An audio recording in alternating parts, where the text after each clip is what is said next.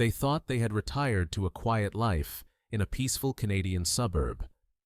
Until one morning, two wild kittens appeared on their patio like they owned the place.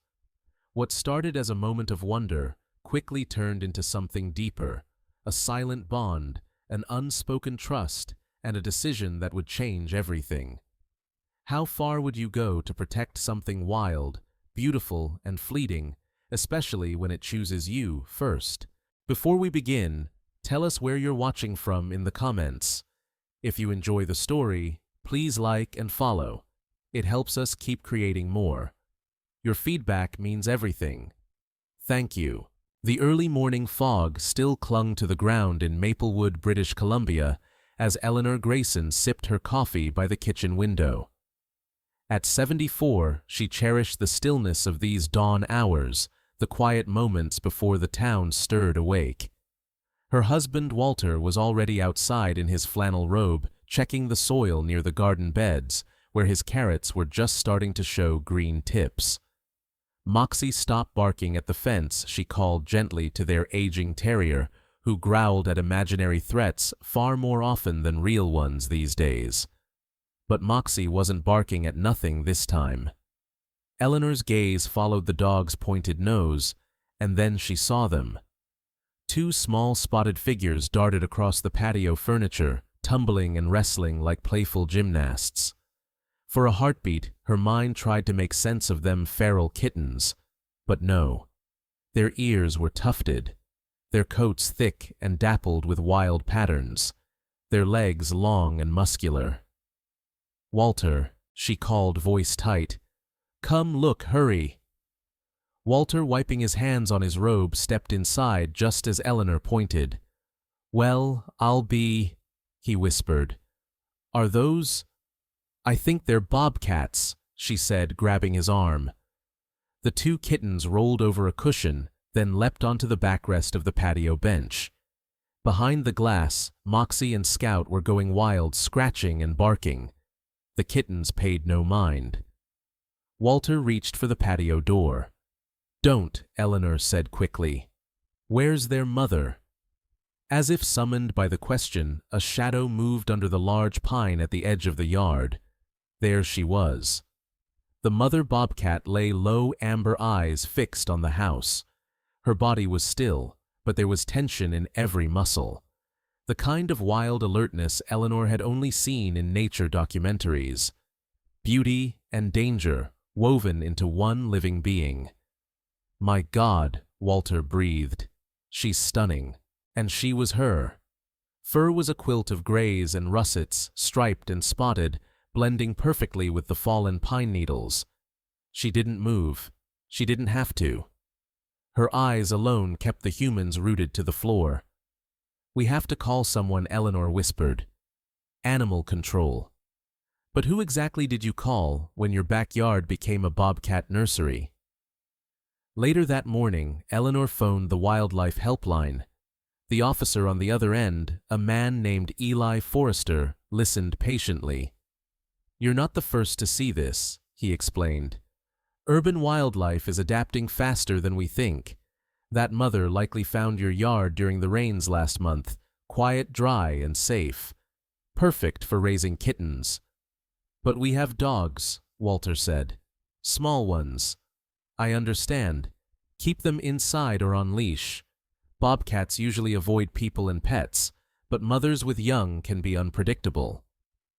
The next day brought a new surprise. Eleanor was jotting notes in her gardening journal when she spotted 5 kittens now romping through the yard. 5. She dropped her pen. "Walter. There's more of them." Walter joined her at the window. 5. "You've got to be kidding me." The bobcat mother stretched, yawned, and padded forward, stopping just 20 feet from the house. She sat calmly watching, not threatening, just watching. "I think," Eleanor whispered, "she's showing them off." That evening, Walter didn't go out to prune the rosebush. Eleanor stayed in and watched from her knitting chair by the window. The kittens played until dusk, then disappeared one by one beneath the pine. Their world had shifted. quietly, without warning, but completely. The scent hit Eleanor first, a faint metallic tinge in the early air, just enough to wrinkle her nose. As she opened the back door to let Moxie and Scout out for their morning routine, she stopped short. On the welcome mat sat the mangled remains of a mouse, tiny gray, half-eaten and deliberately placed. "Walter," she called, "you'd better come see this." He stepped outside in his slippers, coffee in hand. "Oh no," he said flatly. "Not again. It wasn't the first gift left near the door. A small bird last week. A lizard 2 days ago. This mouse, though, was fresh and unsettling." "They're learning to hunt," Eleanor murmured. "Their mother must be teaching them, and this is part of the lesson." Walter frowned. "Well, I'm all for education, but I draw the line at rodent guts on the patio." The backyard was changing. No longer just a quiet corner for morning tea and gardening, it had become an outdoor classroom. The 5 Bobcat kittens were growing more confident, their playful antics slowly giving way to more serious pursuits, stalking, pouncing, biting. Butterflies, squirrels, voles. Nothing was safe. Walter had kept to the front yard lately. He didn't want Moxie or Scout wandering out and getting mistaken for prey or a threat. And yet, despite the growing mess, he hadn't truly tried to drive them away. A knock came around mid-morning. Eli Forrester, the wildlife officer, had returned to check in. Eleanor led him to the back window. "They're out there now," she whispered.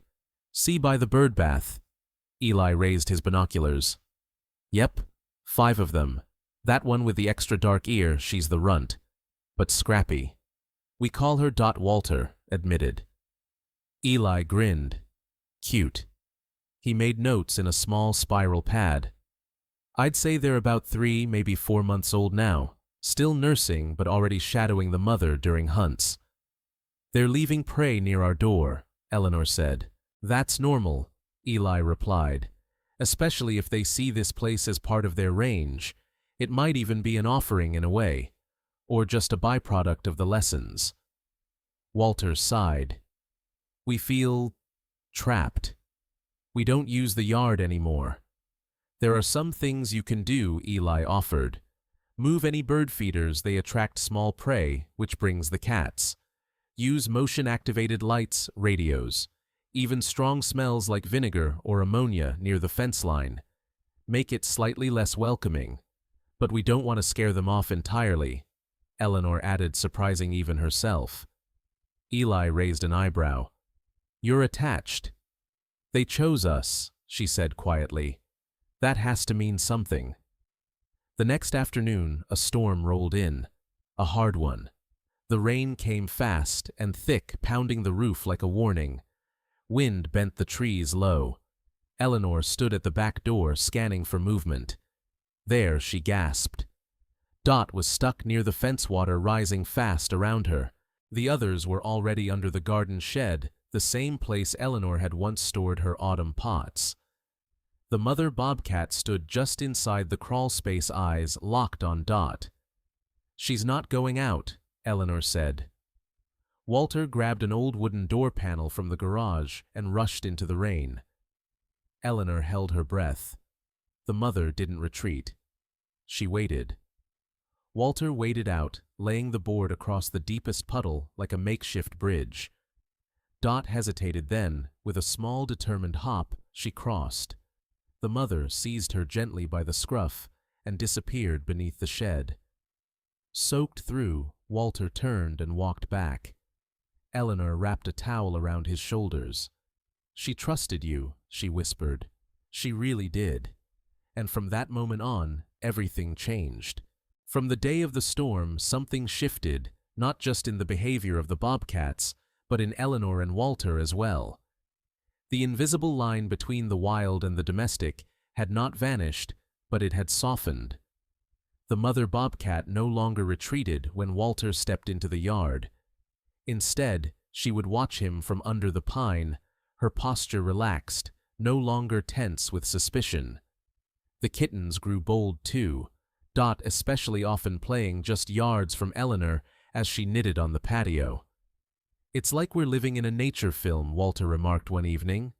"Except no narrator and more poop on the steps." Eleanor chuckled. "Well, I don't mind the mess, not when we've earned this kind of peace." And they had earned it carefully, quietly over weeks. They made small changes to show respect. The back bird feeders stayed gone. The compost bin was sealed. Walter moved his gardening tools to the front shed and left the back completely undisturbed. The center of the yard, the pine tree, and the shaded patch of earth beneath it was left as it was wild, untamed theirs. The dogs had adjusted too. Moxie and Scout no longer barked obsessively at the windows. It was as if they too had accepted that the backyard had been claimed not with force, but by trust. Eleanor's journal entries became more detailed by the day Dot dragged a dead mole across the yard. She seemed proud, left it by the rock pile, and climbed the bench. Pouncer attempted to leap onto the garden box, knocked over Walter's marigolds. He didn't even yell. Mother stretched beside the oak root for over an hour. She blinked at me. I blinked back. But the most surprising development came from Walter. Once skeptical, he'd become invested in the family's rhythms. He installed a small trail camera near the pine, carefully placed so as not to disturb. What it captured stunned them both. In the quiet of night, the mother trained her young. She'd crouch low, then explode into motion, pouncing on a stick or shadow. The kittens imitated her sometimes, tripping over their own feet. Occasionally, another figure appeared, a larger male with a torn ear and heavier build. The father perhaps, though bobcats were usually solitary. This one brought prey rabbits, even a squirrel, once then slipped away into the dark. "He's providing," Walter said, "even if just a little." "You think he knows she chose our yard?" "Maybe," he said. "Maybe he trusts her judgment." In early July, Walter received an unexpected victory. For weeks, he'd been fighting a rat problem in the back garden shed. Trap sprays, nothing worked. Until one morning he opened the shed to find nothing. No rats, no droppings, no sign of struggle. Just a faint smell of fur and pine needles. "They've been in here," he said, surprised. "Cleaning up," Eleanor smiled. "Working for rent." That night, they sat on the patio under a sky splashed with stars. The air smelled like cut grass and summer tomatoes. Dot appeared first, darting between bushes, her movements fluid, now confident. Then came Pouncer Climber and Watcher. They tumbled together near the oak, wrestling in the moonlight. The mother sat at a distance, eyes half closed. At one point she turned toward the house and blinked slowly. "I read somewhere that's how cats show trust," Eleanor whispered. Walter didn't speak. He simply reached for her hand, his rough palm warm against hers. They had not tamed the wild, not even close. But they had been accepted. And that, Eleanor thought, was rarer than any pet, rarer than any garden prize. It was something earned. The storm came suddenly, one of those fierce coastal tempests that seemed to boil out of nowhere, dragging sheets of rain and wind down from the mountains like some ancient fury. The skies over Maplewood darkened by mid-afternoon, and by evening the power flickered twice before finally going out. Eleanor lit candles in the kitchen, while Walter tuned an old battery radio just in case. The dogs huddled near their feet, trembling with every crack of thunder. But even as the storm raged, Eleanor's thoughts were outside. "They'll be under the shed," she said softly. "It's the only dry place out there."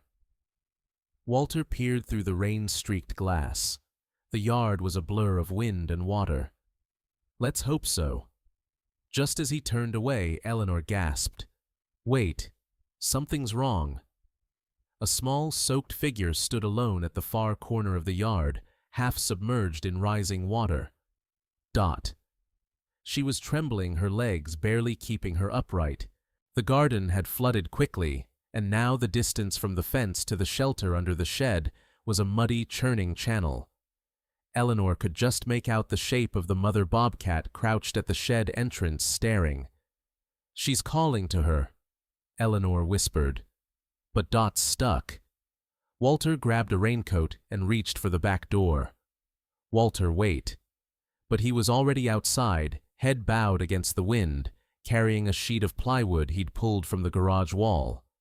Step by step, he waded through ankle-deep water, placing the board across the deepest part of the yard like a bridge. The mother bobcat did not retreat. She stayed where she was soaked, but steady, her eyes locked on Walter, then on Dot. With a burst of determination, Dot moved one cautious step, then another. She tested the plywood with her paw. It shifted slightly, but held. Eleanor pressed both hands to the glass. Dot scurried across. The moment her paws hit firmer ground, the mother surged forward, picked her up by the scruff, and vanished beneath the shed. Walter stood frozen for a moment in the rain, then slowly turned and walked back toward the house. Inside, Eleanor wrapped him in towels, her eyes shining. "She waited for you," she said. "She trusted you to help." Walter said nothing. He simply nodded, breath catching in his throat. The next morning dawned clear and impossibly still. The storm had passed, leaving a yard littered with branches and puddles. Walter stepped outside to assess the damaged boots squelching in the wet grass. But what caught his eye was not the mess, it was the silence. No kittens tumbling across the lawn, no rustling under the pine. For the first time in months, the yard felt empty. "They're resting," Eleanor said, joining him with her tea. It was a hard night. 2 days passed before the bobcats reappeared. First, just the mother emerging at dusk, stretching on the warm flagstones as if reclaiming her space. Then, one by one, the kittens, still playful, but quieter now. More watchful. Their world had changed. So had the Graysons. That week, Eleanor started planting late summer vegetables in the front garden. Walter helped reinforce the fence near the side yard to give the dogs their own space. They kept their distance when the bobcats were active, but no longer felt like prisoners in their own home. They were neighbors now. One afternoon, Dot lingered near the patio steps, staring at Eleanor as she watered a pot of mint. She didn't run when Eleanor stepped closer. She didn't purr, she wasn't tame, but she didn't run. "She's thanking you," Walter said from the doorway. Eleanor smiled. "Or watching me, making sure I water properly." That night, as twilight fell and the air cooled with the promise of autumn, the Graysons sat side by side in their Adirondack chairs. The yard was calm again, as if the storm had washed away more than leaves and branches, as if it had washed away the last layer of fear between two very different worlds. Autumn crept into Maplewood, quietly cooler mornings, golden leaves, and the scent of chimney smoke in the air. The Graysons knew the season was changing, not just by the trees, but by the bobcats. Their once tiny visitors had grown leaner, longer, more cautious. Their spotted coats began to fade into more muted tones, better suited for stalking through the underbrush. Play became sparring. Curiosity turned into distance.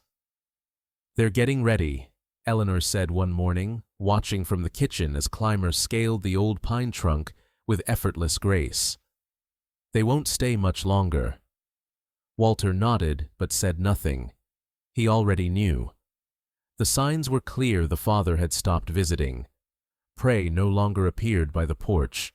The kittens, especially bold, were exploring farther each day. Once he didn't return until dawn. Eli Forrester visited again in early September. He leaned against the fence, binoculars slung over his shoulder, a notepad in hand. "This is remarkable," he said, watching as Pouncer chased a falling leaf across the yard, while Dot lay sunbathing on the shed roof. "Most urban bobcats don't linger this long. Whatever you've done here, it's worked." Eleanor smiled, though her heart ached. "They'll leave soon, won't they?" Eli nodded. "That's a good thing. You've given them a safe start. They're ready now." The departures began quietly. Bold disappeared, first one evening, gone never seen again. A week later, Climber followed. Pouncer was next, leaving behind only a paw print on the windowsill and a broken flower stem. Only Dot and Watcher remained still, clinging to the comfort of home. But even they were more reserved now, their visits briefer, their presence quieter. Then came the final morning. Eleanor awoke before sunrise, a sense of knowing in her chest. She moved to the window, pulling on her shawl. There, in the misty yard, sat the mother bobcat. Dot and Watcher flanked her. They weren't playing, they weren't hunting, they were simply waiting. Walter joined her at the glass. For a long moment, no one spoke. Then, as if responding to some unseen signal, the mother rose. The kittens followed. Together they padded to the fence, paused and turned. The mother looked back directly at the house. Her amber gaze held Eleanor's for a heartbeat, and then they were gone. The silence that followed was different. Not empty, just still. Walter dismantled the trail camera. Eleanor closed the journal. The back patio returned to its former life pots, tools a swing seat. Moxie and Scout reclaimed the grass with stiff, slow steps. Weeks passed. Then, one crisp November morning, Walter noticed something on the doormat. A feather, gray and clean, delicately placed. "Wind," he offered. But more feathers followed. One every few days. Always the same spot. Then, just before sunset one evening, Eleanor gripped Walter's arm. "There," she whispered. At the fence line stood a young bobcat, her silhouette outlined in the fading light. The extra dark ear left no doubt. Dot. She stayed only a moment, long enough to be seen, long enough to be known, then vanished back into the trees. "She made it," Walter said softly. "Our little Dot." After that, the visits came now and then. Sometimes just Dot. Occasionally Watcher too. They never approached too close, never stayed long. But they came, and always they left a feather. "I used to think this yard was ours," Walter said one evening, as they sat under the stars. Eleanor smiled, reaching for his hand. "Maybe it never really was. Maybe it always belonged to something older than us." Walter nodded. "And we were lucky enough to be chosen." From then on, they kept the space under the pine untouched, just in case. Because in Maplewood, where sidewalks met spruce and fences brushed the edge of wild places, some stories never truly ended. They simply waited for the next quiet return.